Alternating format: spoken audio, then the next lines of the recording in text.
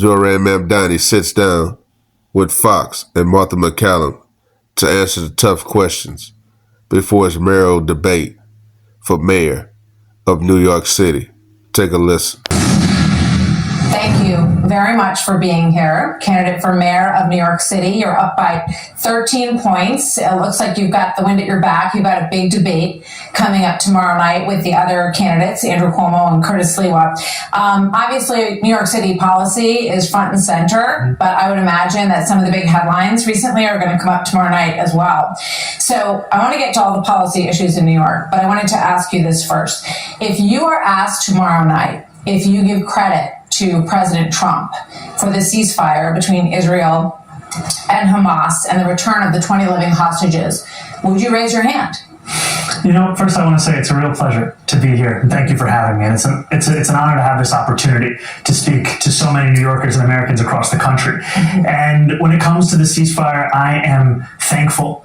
And I have hope that it will actually endure and that it will be lasting. And I continue to have concerns because I've seen reports still, just this in the last few days, that 5 Palestinians were killed by the Israeli military. And that's what gives me pause about issuing any kind of praise or celebration at a moment when it is still so in its infancy. And what I will tell you is that in that same moment, it is also one that requires a focus on ensuring that that hope, that belief in a better future is one that is emblematic in our policies right here in New York City as well. And that's what we're hoping to lead with. Would you give President Trump credit or not, to any extent? Credit or not? I think it's too early to do so. Too early to say. But if it proves to be something that is lasting, something that is durable, then I think that's where you give credit. So you've denounced Israel and the United States for the response to the slaughter on October the 7th. In fact, at times you've called it a lasting stain, the response, and at times you have left October 7th out of your statements completely around this issue. Right now, you just talked about Israelis killing some Palestinians, but Hamas is killing Palestinians within Gaza. And they have not returned the bodies that they promised to return, including 2 Americans, Itai Chen and Omar Nutra, whose families we have interviewed over these months. So what is your response to what Hamas is doing now?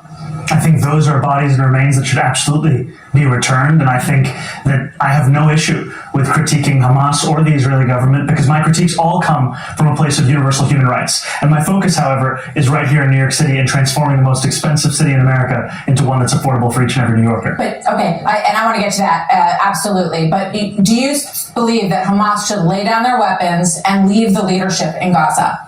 I believe that any future here in New York City is one that we have to make sure that's affordable for all. And as it pertains to Israel and Palestine, that we have to ensure that there's peace. And that is the future that we have to fight for. But you won't say that Hamas should lay down their arms and give up leadership in Gaza. I don't really have opinions about the future of Hamas and Israel beyond the question of justice and safety and the fact that anything has to abide by international law. And that applies to Hamas, that applies to the Israeli military, applies to anyone you could ask me about. Okay.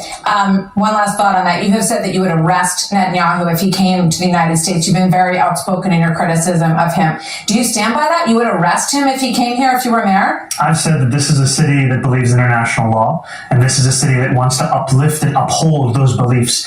The United States doesn't stand by the International Criminal Court. It hasn't signed the treaty for the International Criminal Court. The International Criminal Court, however, has issued a warrant for the arrest of Benjamin Netanyahu. What grounds in the United States could you arrest him on? As it has for Vladimir Putin. I've said that I believe that we should uphold arrest warrants by the International Criminal Court, and that we should do so only in abiding with all of the laws in front of us. I'm not going to make a new law to ensure that we can actually. Do you think that Commissioner Tisch would allow you to arrest Netanyahu in New York City? I've appreciated Commissioner Tisch's leadership of the NYPD, and I think that she's done a good job at lowering crime across the city. But do you think that she would go along with arresting Netanyahu in New York? I can tell you that I'm going to exhaust every legal option in front of me, not to make new laws to do so.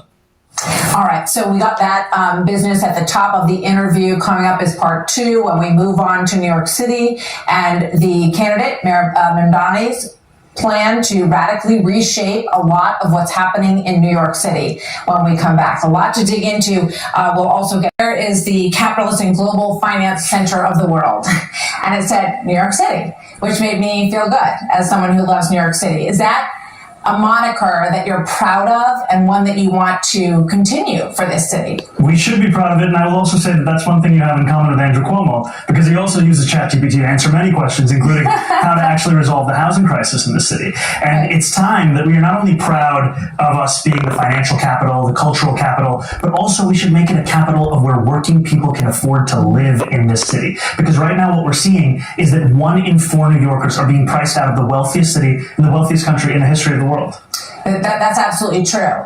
One of the things that's also true is that JP Morgan and Goldman Sachs have moved major operations to Texas. They've not abandoned New York, but they're hedging their bets on New York because of the increased taxes that they see coming if you become mayor. So when they do that, jobs move out of the city as well. So how does that help affordability if people in the city don't have the jobs that they once had here? Well, I'm looking to make this a city that every person chooses, whether they're a business leader or they're someone who works for that business. And the key ways of doing that are actually delivering quality of life, public safety, and affordability for each and every person. Because what we're seeing right now is we have a broken status quo. We have a corrupt political system, and we have the politicians that sustain that. That's really what's on the ballot, is whether New Yorkers want to continue that, or whether they actually want a city they can afford. That's what I'm going to deliver. So, Governor Hochul, you would have to get approval from the legislature to raise individual taxes, income taxes, and also corporate taxes in New York, which you said you would like to do in order to pay for the free buses and the free childcare and the different programs, the government grocery stores and the like. She says no new taxes in her governor's race.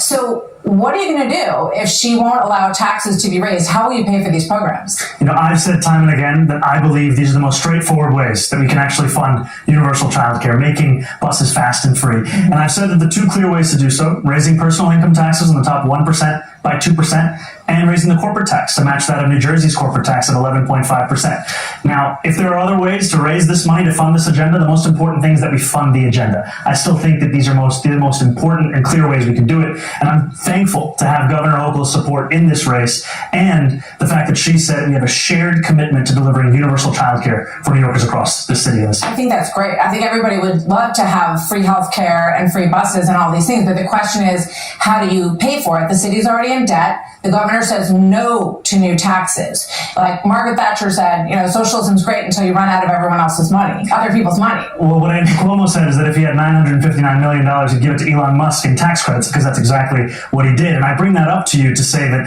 it's often a question of whether you have the willingness to spend that money to benefit working class people, not where that money is in the first place. So what would you cut? What would you draw from to do it? I don't think we have to cut. I've spoken about raising taxes on the wealthiest. And frankly, this is an issue that we have here in New York City, and frankly, even across this country. When I've spoken to Trump voters right here in New York City, Hillside Avenue in Queens, Fordham Road in the Bronx, they've told me it was cost of living that drove them to vote for Donald Trump. They've told me it was a promise of a lower whether it be cheaper groceries, whether it be childcare, whether it be rent. Right. And what we're seeing time and time again is we're more focused on the question of billionaires and the most profitable corporations than we are on people who can't even afford to make ends meet in this city.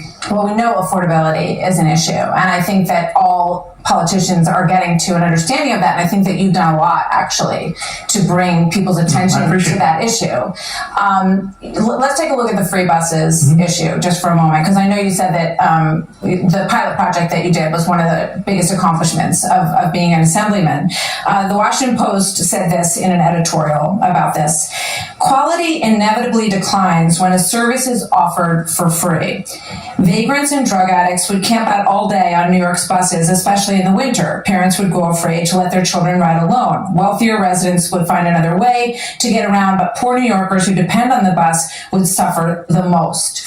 What do you say to that? Do you agree with that? Well, I would say that they should actually look at the report of the 5 free buses we delivered across New York City. We didn't see an increase in homelessness. We did see an increase in New Yorkers riding the bus. We did see a decrease in assaults on bus drivers by 38.9%. And we also saw a decrease in New Yorkers who are having to take a cab or take their own car. They were actually getting on the bus. More than 10% of new riders were doing so. That's why we care so deeply about this, because of the fact that it can actually deliver economic, public safety, and even congestion relief to New Yorkers who are looking to take these buses. I know that you're turning 34 on Saturday, and I want to talk about your qualifications. Some say you have never run a business in your life, so I'm curious, and President Trump said that you never worked a day in your life.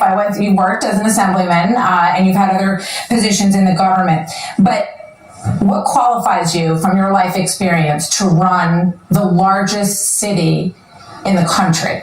I want to take this moment because you spoke about President Trump, and he may be watching right now. I just want to speak directly to the president, which is that I will not be a mayor like Mayor Adams who will call you to figure out how to stay out of jail. I won't be a disgraced governor like Andrew Cuomo who will call you to ask how to win this election. I can do those things on my own. I will, however, be a mayor who's ready to speak at any time to lower the cost of living. That's the way that I'm going to lead this city. That's the partnership I want to build, not only with Washington, D.C., but anyone across this country. I think it's important because too often the focus on the needs of working class Americans, working class New Yorkers are put to the side as we talk more and more about the very kinds of corrupt politicians like Andrew Cuomo that delivered us into this kind of crisis. So the question I asked you was what specifically in your background gives you the confidence that you can run a $115 billion budget and run this city specifically from your personal experience and your background? I've been a state assembly member here in New York City. I've represented 130,000 people in Queens. And in the time that I've done so, I've not only delivered more than $100 million in increased bus and subway service, I've also secured $500 million in debt relief for working class taxi drivers. President Trump knows this. New Yorkers know this across the 5 boroughs. Taxis, as we're looking at them right here, are such a part of what we love about this city. And yet those same drivers were sold a lie about a ticket to the middle class if they bought a medallion. I stood with those drivers. I organized with those drivers. I went on a 15-day hunger strike with those drivers, and we secured $500 million in debt relief that allows those drivers to do more than just think about struggle. How many employees would you be overseeing in the New York City government? More than 300,000. That's a lot of people. But thank you for answering the question. I know that you want to stimulate small business in the city, and we all walk around the city that we love, and we see a lot of empty storefronts. So give me your plan on how you would do that. I've spoken to a lot of New Yorkers for whom their aspiration, their dream is in that small business. And I've told them that we are going to make it easier to not only open it, but keep it open. We're going to cut fines and fees by 50%, because as you said, we have a city government that has a $116 billion budget. It's not funded by charging a restaurant $25 a year for the right to sell a frozen dessert. We're going to streamline the regulations and rules that these small businesses have to adhere to. Because today, if you want to open up a barbershop, you have to fill out 24 forms, go to 7 agencies, 12 in-person activities. And furthermore, we're going to have a mom and pop czar, someone that will help these businesses navigate through this. Because while we are holding these kinds of businesses to these kinds of rules, we're letting the most profitable corporations walk all over us here in New York City. And it's part of the problem where so many New Yorkers look around at the wealthiest city in the wealthiest country in the history of the world and asking themselves, there's all this money, why can't I afford $2.90 to even ride the bus? So let me just quick question on that. And I want to get to public safety because it's obviously another big issue for New Yorkers. So a lot of individuals in this city pay more than 50% of their income in taxes. When you talk about a fair share, how much more than, what is the fair share? What's the number? I've said that we should increase personal income tax by 52% is fair? And my point is this. If more than half of your income, if you're making $1 million in New York City, or more than that, you can afford to pay 2% more. And the reason you can afford to do so is because that money will be used to better your quality of life as well. Yeah. Because when I speak to the wealthiest New Yorkers, I hear concerns about the cleanliness of the city, the quality of life in the city, questions of public safety. This money is the money that will be used to deliver on those things so that we can ensure that we have a return on investment for all of the money that we are raising and spending right here across the 5 boroughs. I want to talk to you about public safety and your relationship with police. So just in terms of public safety, I want to go to an example first, because I hear from people that this community was brutally beaten to death. I tried to watch this video in preparation. It's very hard to watch. For attacking someone in Chelsea, 33 past arrests.